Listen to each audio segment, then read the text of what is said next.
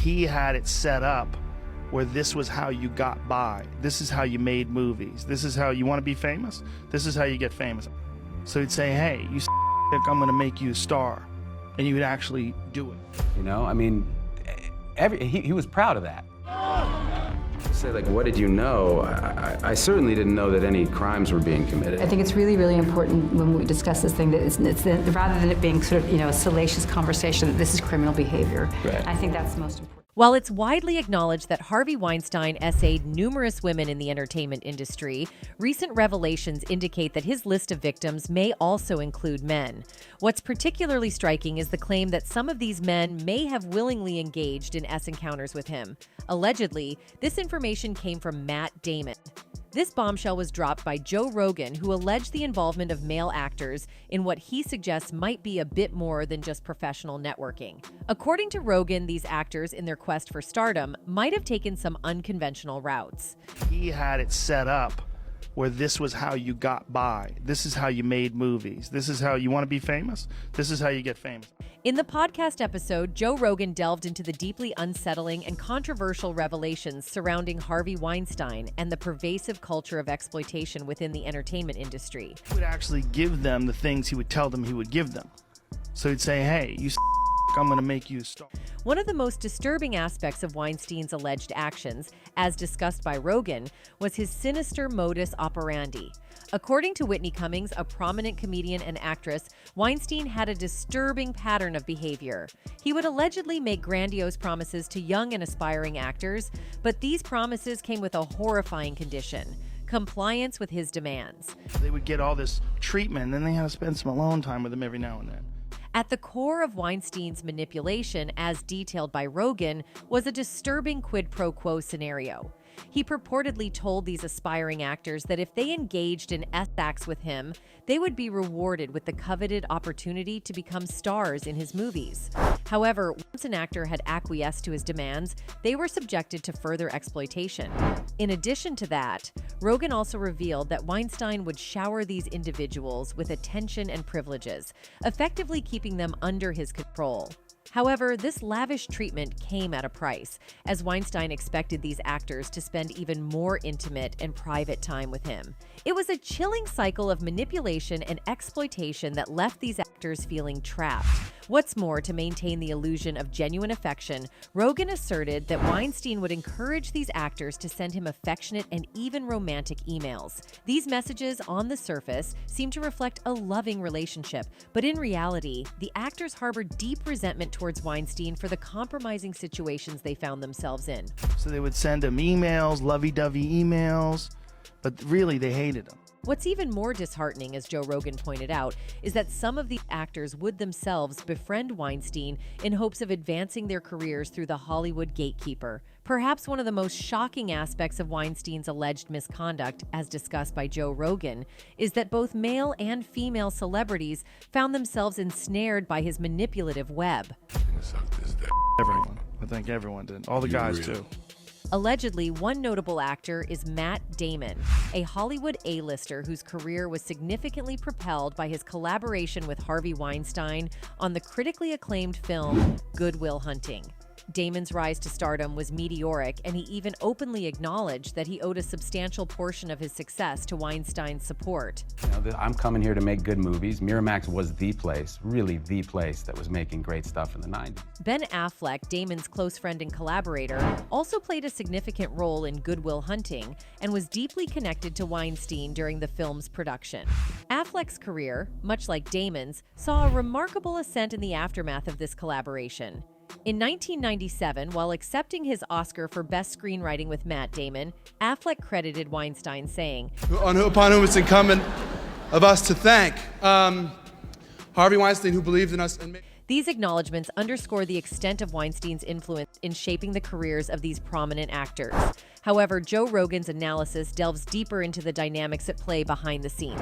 He suggests that the relationship between Weinstein and other male actors, such as Damon and Affleck, may not have been purely professional. Instead, it might have involved a more complex exchange, one that blurred the lines between ambition and personal compromise. This perspective challenges our understanding of how power dynamics operated within the industry and raises uncomfortable questions about the choices made by those who benefited from Weinstein's support. In the context of the Weinstein scandal, it becomes evident that the power dynamics within Hollywood were not confined solely to the interactions between powerful producers and aspiring actresses. Male actors, too, could find themselves in situations where their ambitions were intertwined with their ability to navigate the complexities of an industry known for its predatory practices. Furthermore, Matt Damon and George Clooney's acknowledgement of their awareness of Weinstein's behavior sheds light on the kind of friendship they had with Weinstein. In an interview on Good Morning America in October 2017, when their friendship and professional ties to Weinstein put them in a challenging position, they discussed their perceptions of Weinstein as a bully and a womanizer, but claimed to be ignorant of the extent of the SA allegations. During the interview, Damon made a significant admission. He was aware of Weinstein's essay of Gwyneth Paltrow before she began filming Emma in 1996. This admission was crucial, as it revealed a troubling aspect of the entertainment industry's culture of silence. What's more, Damon's relationship with Weinstein allegedly made him go as far as covering up for the mogul's misdeeds. You see, in 2017, the rap founder Sharon Waxman accused the New York Times of backing down from a similar story in 2004 due to intense pressure from high-profile people such as Damon and Russell Crowe. Waxman said her piece revolved around an executive at the Italian branch of Miramax who had supposedly been paid just to facilitate Weinstein's essay. She added, "After intense pressure from Weinstein, which included having Matt Damon and Russell Crowe call me directly to vouch for Lombardo, and unknown discussions well above my head at the Times, the story was gutted. I was told at the time that Weinstein had visited the newsroom in person to make his displeasure known. I knew he was a major advertiser in the Times and that he was a powerful person overall." In response, Damon said he had no knowledge about the subject of Waxman's story. He said Weinstein only told him that the paper was doing a hit job on Lombardo. Harvey said, "Sharon Waxman is writing a story about Fabrizio and it's really negative. Can you just call and tell her what your experience with Fabrizio was?" So I did, and that's what I said to her. It didn't even make the piece that she wrote. As I recall, her piece just said that Russell and I had called and relayed our experience with Fabrizio, he said. As for George Clooney, he also seemed to defend Weinstein when the allegations against him began flooding the internet. "It's indefensible. That's the only word you can start with," he said. Harvey's admitted to it, and it's indefensible. I've known Harvey for 20 years. He gave me my first big break as an actor in films on From Dusk Till Dawn. He gave me my first big break as a director with Confessions of a Dangerous Mind. We've had dinners, we've been on location together, we've had arguments, but I can tell you that I've never seen any of this behavior ever.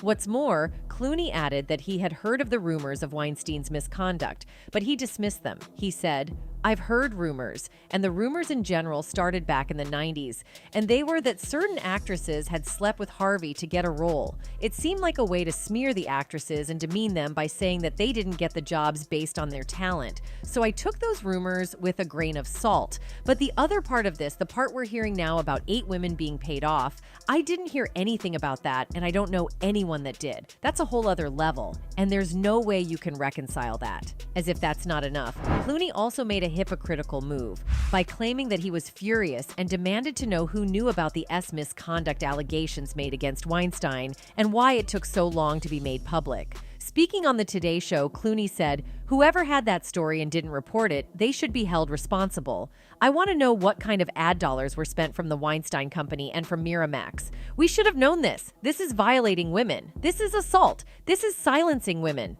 He continued, "I'm furious. Yes, he was mean to work with, I knew that for a fact. But the idea that he's committed these kinds of atrocities, I want to know who knew." Another male actor who has fallen into the predatory hands of these Hollywood elites is Terry Crews. In 2017, Terry Crews claimed he was the victim of a assault by a high-level Hollywood executive, but did not retaliate or speak out over the incident for fear of being ostracized or sent to jail. Crews, who played for teams including the Los Angeles Rams, the San Diego Chargers, and the Washington Redskins, and appears in the sitcom Brooklyn Nine-Nine, recounted the incident via a series of tweets. The 49-year-old said he was prompted to share his story in the wake of the ongoing Harvey Weinstein scandal. "This whole thing with Harvey Weinstein is giving me PTSD. Why? Because this kind of thing happened to me," he wrote. Cruz described how, at an industry function in 2016, an unnamed male executive groped his genitals in front of his wife and quote-unquote grinned like a jay at the pair's shocked response. He said that he was tempted to retaliate, but was worried how the incident would be reported and feared he would go to jail. 240 pounds. Black man stomps out Hollywood honcho would be the headline the next day, he wrote. Cruz said the executive later called to apologize, but did not give a reason for his actions. Cruz chose not to publicize the incident for fear of being ostracized. Par for the course when the predator has power and influence, he wrote. The actor said his experience had helped him understand and empathize with those who have remained silent. But Harvey Weinstein is not the only perpetrator, he added. Cruz also expressed hope that by making his experience public, he would deter a predator and encourage someone who feels hopeless. Although Terry Crews initially kept the identity of his SA perpetrator, Adam Bennett, concealed, it raises questions about the potential exploitation he may have endured from other influential figures, such as Harvey Weinstein. Crews' public disclosure of his assault by Bennett led to speculations about broader patterns of abuse within the entertainment industry. Notably, it was the revelations about Harvey Weinstein's predatory behavior that left Cruz grappling with post-traumatic stress disorder. This suggests a deeper, systemic issue within the industry, where powerful individuals often wield their authority unchecked, leaving others vulnerable to exploitation. Cruz' courageous decision to share his story shed light on the pervasive problem of abuse in Hollywood, encouraging others to come forward and seek justice. However, after telling the world his story, Cruz revealed in 2018 that he was threatened with retaliation for speaking out about SA by a Hollywood agent, saying the producer of The Expendables 4 warned of vague troubles unless he withdraws his civil suit. In a testimony before the Senate Judiciary Committee, Cruz said Expendables producer Avi Lerner called his manager and asked that the actor to drop his case against Adam in order to appear in the fourth installment of the action film. He further elaborated on the dark underbelly of Hollywood, saying, "Hollywood definitely has been a problem area simply because so many people view this as a dream. And what happens is someone has power over these dreams," Cruz said. "And what happens also is that you get tricked into thinking that this type of behavior is expected, that it's part of the job, that this harassment, abuse, even R is part of your job description." The actor also told the senators he had no plans to speak out about the incident, doubting that law enforcement would take such allegations seriously. "I probably would have been laughed out of the police station," Cruz said. A year later, once the #MeToo movement took full swing, it was safe to come out. When you are victimized, you are now behind enemy lines and you are trying to find a way out. You're trying to find your way to safety. No one around is going to help you. No one is going to believe you. In any case, the fall from grace of Harvey Weinstein, once a formidable figure in the entertainment industry, was a seismic event that sent shockwaves throughout Hollywood and beyond. Weinstein's spectacular downfall came as a result of a barrage of allegations of harassment, assault, and misconduct, spanning several decades. This watershed moment exposed the dark underbelly of the industry, where power and influence had long shielded perpetrators from accountability. Weinstein, co-founder of Miramax and later the Weinstein Company, was known for his formidable reputation as a producer with an uncanny ability to secure Oscars for his films. His career was marked by a string of critically acclaimed movies, including Shakespeare in Love, Pulp Fiction, and The King's Speech, which earned him a slew of awards and accolades. However, beneath the glitz and glamour of the red carpet, Weinstein had a disturbing and well-concealed pattern of behavior. The allegations against him began to surface publicly in October 2017 when the New York Times published a groundbreaking investigative report by journalists Jodi Kantor and Megan Twohy. The Times report detailed a litany of allegations against Weinstein, with numerous women coming forward to share their harrowing experiences. Among the most prominent accusers was actress Ashley Judd, who alleged that Weinstein had invited her to his hotel room under the guise of a business meeting, only to proposition her and request a massage. The Times report also featured an account from actress Rose McGowan, who had reached a settlement with Weinstein in 1997 after an incident in a hotel room during the Sundance Film Festival. The revelation of this settlement shed light on the long-standing practice of non-disclosure agreements that had helped shield Weinstein's behavior from public scrutiny. The expose, however, was just the tip of the iceberg. In the days and weeks that followed, more women came forward to share their stories of Weinstein's predatory behavior. Actresses such as Gwyneth Paltrow and Angelina Jolie recounted their own disturbing encounters with the producer. Paltrow revealed that Weinstein had made unwanted advances toward her when she was just starting her career, and Jolie described an uncomfortable experience early in her career. The allegations against Weinstein continued to mount, and a disturbing pattern emerged. Many of the accusers recounted similar scenarios. They were lured into private meetings or hotel rooms under the pretext of discussing career opportunities, only to find themselves subjected to Weinstein's advances and coercive tactics. In addition to the allegations of harassment, several women came forward with accusations of assault. Italian actress Asia Argento claimed that Weinstein had forcibly performed oral on her in 1997. These allegations, along with the accounts of other victims, painted a grim picture of a powerful man using his position to exploit and victimize vulnerable women in the industry. As the scandal unfolded, Weinstein faced swift and severe consequences. He was fired from his own company, the Weinstein Company, by its board of directors, and the Producers Guild of America banned him for life. The Academy of Motion Picture Arts and Sciences also expelled Weinstein from its ranks. The legal repercussions of Weinstein's alleged actions were equally significant. He faced criminal charges in both New York and Los Angeles. In New York, Weinstein was charged with multiple counts of assault and R. The charges were brought forth by several women, including actress Annabella Sciorra, who accused him of her in the early 1990s. During the trial in New York, Weinstein's defense team attempted to discredit the accusers and portray the encounters as consensual. However, on February 24, 2020, Weinstein was found guilty of third-degree R and first-degree criminal act while being acquitted of more serious charges. He was subsequently sentenced to 23 years in prison. The verdict was seen as a landmark moment in the #MeToo movement, symbolizing a shift in the way society viewed and addressed misconduct in the workplace, particularly in the entertainment industry. In Los Angeles, Weinstein faced separate charges of SA and R. The case was delayed due to the pandemic and Weinstein's health issues, but it remained a significant legal hurdle for him. If convicted in Los Angeles, he could have faced additional prison time. Weinstein's fall from grace was not limited to legal and professional consequences. It also had a profound impact on the wider cultural conversation surrounding harassment and AB. The #MeToo movement, which had gained momentum in the wake of the Weinstein scandal, sparked a global reckoning with issues of workplace harassment and abuse of power. Countless individuals in various industries came forward to share their own experiences of harassment and abuse, prompting organizations and institutions to reevaluate their policies and procedures for addressing such issues. The Weinstein scandal served as a catalyst for change, inspiring discussions about consent, power dynamics, and accountability in the workplace. In the aftermath of Weinstein's conviction, his name became synonymous with the broader issues of misconduct and AB in the entertainment industry.